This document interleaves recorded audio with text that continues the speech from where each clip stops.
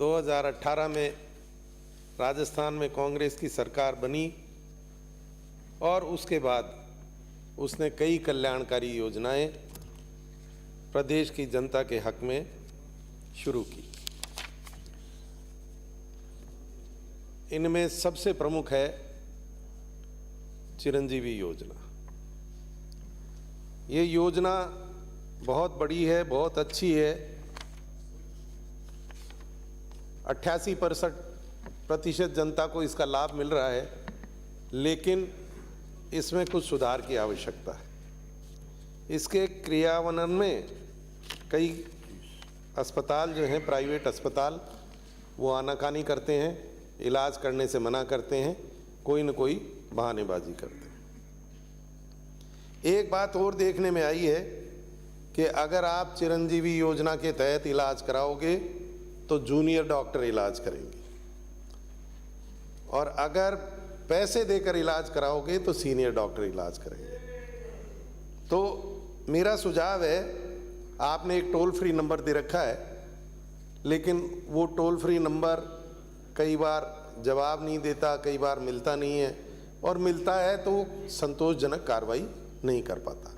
तो इसके लिए आप इतना बड़ा खर्चा इस योजना पे कर रहे हैं और आपकी मंशा भी है कि इसका लाभ आम जनता तक पहुंचे, तो इसके लिए एक कोई सीनियर अधिकारी इस तरह का नियुक्त किया जाए जो जनता को सुलभ अवेलेबल हो, और वो इसकी शिकायतें सुने और उनका निराकरण करें। ओपीएस स्कीम, आपकी ओल्ड पेंशन स्कीम, बहुत अच्छी है, कर्मचारियों ने बहुत इसको सराहा है। इसी तरह से आपकी बहुत सारी योजनाएं हैं जिनका लाभ राजस्थान की जनता को मिल रहा है। बिजली के बारे में अभी बहुत समस्या चल रही है, किसानों को समय पे बिजली नहीं मिल पा रही है और इससे बड़ी परेशानी हो रही है। सरकार दावा कर रही है कि हम बिजली में सरप्लस हैं, तो सरप्लस हैं तो कहीं ना कहीं या तो हमारे जो सप्लाई चेन है, जो तंत्र है, उसके अंदर कोई गड़बड़ी है। मेरे यहाँ 2 33 kV के सब स्टेशन के लिए मैं 4 साल से लगातार प्रयास कर रहा हूँ। नीचे से रेकमेंड होके भी आ गए हैं, लेकिन किसी स्तर पे वो दबे पड़े हैं। तो जबकि कई जगह बहुत सारे 33 kV के 132 के सब स्टेशन लग रहे हैं, लेकिन मेरे विधानसभा क्षेत्र में 2, एक कोला की नांगल में और एक माउंडा मंडोली में, बहुत लंबे समय से मांग चलती आ रही है।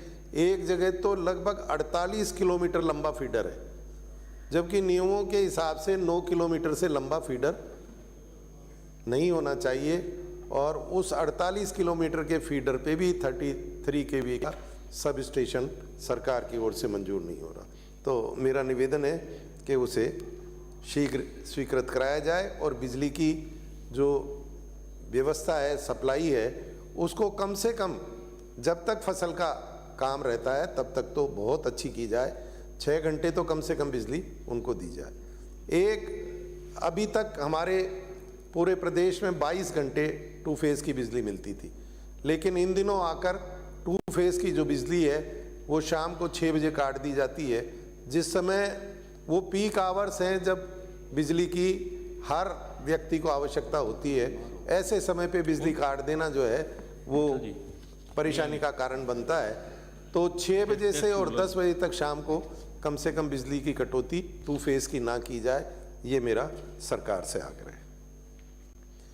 फसल खराबे की बात कई माननीय सदस्यों ने पहले भी कर दी है। मैं भी आपके माध्यम से निवेदन करना चाहता हूं कि सरसों की फसल में बहुत बड़ी खराबी हुई है। पाला पड़ा है, बर्फ़ पड़ी है, और इसकी वजह से बहुत बड़ा नुकसान हुआ है। हमारे किसान भाइयों को जल्दी से जल्दी उस खराबे का आकलन करके और उसका मुआवजा शीघ्र दिया जाए। Delayed justice is not justice. उस फार्मूले पे काम करते हुए हमको तुरंत उस पर कार्रवाई करनी चाहिए। लागत किसानों की लग चुकी है।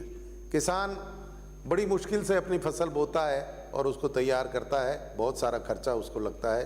आजकल सारे इनपुट्स भले ही हमारे विपक्षी सदस्य कितनी भी बात कर लें कि हमने इतना डीएपी दे दिया, इतना यूरिया दे दिया, लेकिन वस्तु स्थिति इसके बिल्कुल विपरीत है। किसानों को समय पे खाद नहीं मिल पा रहा है केंद्र सरकार की नाकामियों की वजह से। तो ऐसे हालात में किसानों को शीघ्र से शीघ्र मुआवजा दिया जाना बहुत आवश्यक है।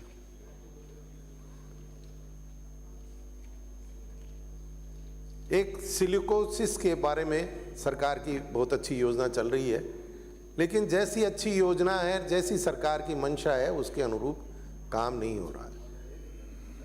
जो कैंप लगाए जाते हैं, जो लोग बीमार मरीज जो है वो अधिकारियों के पास, डॉक्टरों के पास जाते हैं, तो वो बजाय सिलिकोसिस के उनको किसी और कारण से बीमार होना बता देते हैं। सांस की बीमारी है,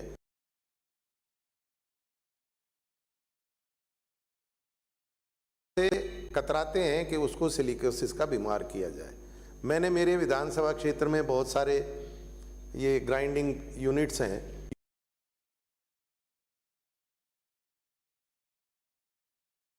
सही ढंग से मुआयना करे और उनको पालना करवाए नियमों की। डस्ट जो है कम से कम उड़े, वो पानी का छिड़काव करें, वो मास्क वगैरह का यूज़ करवाएं अपने वर्कर्स को। तो इन नियमों की अगर कड़ी पालना करवाई जाएगी तो इस बीमारी की रोकथाम में मदद मिलेगी।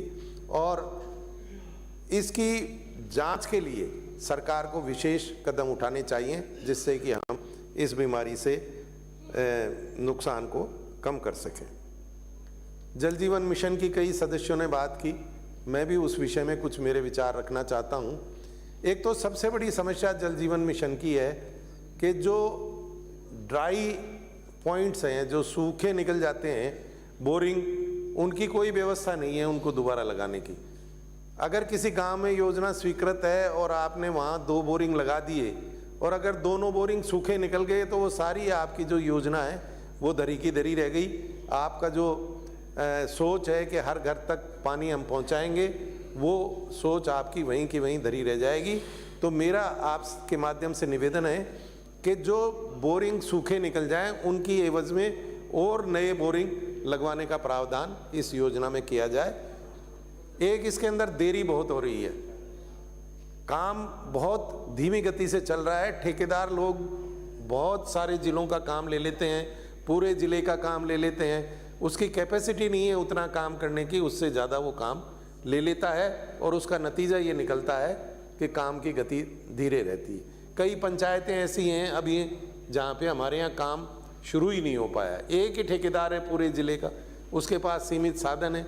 अब वो जितने साधन हैं उनको कभी इधर लगा देता है, कभी दबाव लगता है तो दूसरी तरफ भेज देता है, तो पहले वाला बंद हो जाता है। तो इस तरह से या तो आप ठेका देते समय ये देखो कि भाई इस व्यक्ति की इतनी कैपेसिटी है, इसको इससे ज़्यादा ठेका नहीं दिया जाए, या उसके खिलाफ इस तरह के आप कोई नियम बनाएं जिससे कि वो समय पे उसकी पालना, समय पे उस काम को पूरा कर सके। बिजली के कनेक्शन भी कई जगह 2 मिनट में समाप्त करें।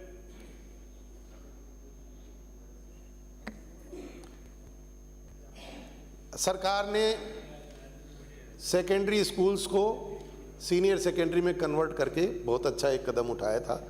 मेरा शिक्षा मंत्री जी विराज रहे हैं, निवेदन है कि उच्च प्राथमिक विद्यालय जो हैं उनको उच्च माध्यमिक विद्यालय में इसी तरह से क्रमोन्नत किया जाए। हालांकि वो संभव नहीं है, उनकी संख्या बहुत ज़्यादा है, लेकिन सरकार ज़्यादा मात्रा में उनको क्रमोन्नत करे, इस तरह का इस बजट में मैं प्रावधान करने की निवेदन करता हूँ। जनता क्लिनिक की घोषणा हुई थी, कई सारी बजट घोषणाएं ऐसी हैं जिन पे काम अभी धीमी गति से चल रहा है। मेरे यहाँ भी जनता क्लिनिक की घोषणा हुई थी, मैंने ज़मीन भी विभाग के नाम करवा दी, लेकिन अभी तक उस पर कोई काम हो नहीं पा रहा। बसों की कई माननीय सदस्यों ने बात की, एक बहुत बड़ी समस्या है, ग्रामीण क्षेत्र में सरकारी बस का चलना बहुत ज़रूरी है। तो सरकार इस बजट में रोडवेज़ को कैसे भी ज़्यादा प्रावधान करके देवे, लेकिन सरकारी बसें हर विधानसभा क्षेत्र में ज़्यादा चलें, इसकी व्यवस्था कराए। कुंभाराम लिफ्ट परियोजना का काम तेज़ी से चालू कराया जाए। नगर पालिका का जो पैराफरी एरिया है उस एरिया को शामिल करते हुए वो सब लोग पैसा तो नगर पालिका की दर से दे रहे हैं, लेकिन उनको वो सुविधाएं नहीं मिल पाती हैं। तो मेरा निवेदन है कि नीम का थाना नगर पालिका क्षेत्र बढ़ाकर पैराफेरी क्षेत्र को उसमें शामिल किया जाए। एक हमारे यहाँ जो मास्टर प्लान है उसको रिवीजन की बहुत समय से हमने प्रयास कर रखा है, निवेदन कर रखा है, लेकिन अभी तक उस पर कार्रवाई नहीं की गई है। उसको जल्दी से जल्दी कराया जाए। एक जो महंगाई और बेरोजगारी का सबसे बड़ा कारण है कि हमारे यहाँ कृषि का कार्य जो है वो बंद हो गया। इसकी वजह है कि पानी की कमी। तो यमुना का पानी सिंचाई के लिए जिन जिलों में आ सकता है उन जिलों में कम से कम यमुना का पानी तेज़ी से लाया जाए। हम पाकिस्तान की कई तरह से हम उसको नुकसान करने की सोचते हैं, लेकिन हमारा कितना ही पानी पाकिस्तान में हमारे नहीं काम में लेने की वजह से चला जाता है। तो दुतरफा काम होगा, हमारे यहाँ उन्नति होगी, विकास होगा, कृषि को बढ़ावा मिलेगा और पाकिस्तान में जो पानी जा रहा है उस पानी को रोका जा सकेगा। मेरे यहाँ की एक बड़ी मांग जिला बनाने की मांग है। अध्यक्ष सभापति महोदय, मैं पुनः सदन के माध्यम से निवेदन करता हूँ कि नीम का थाना को जिला बनाया जाए। धन्यवाद। जय हिंद।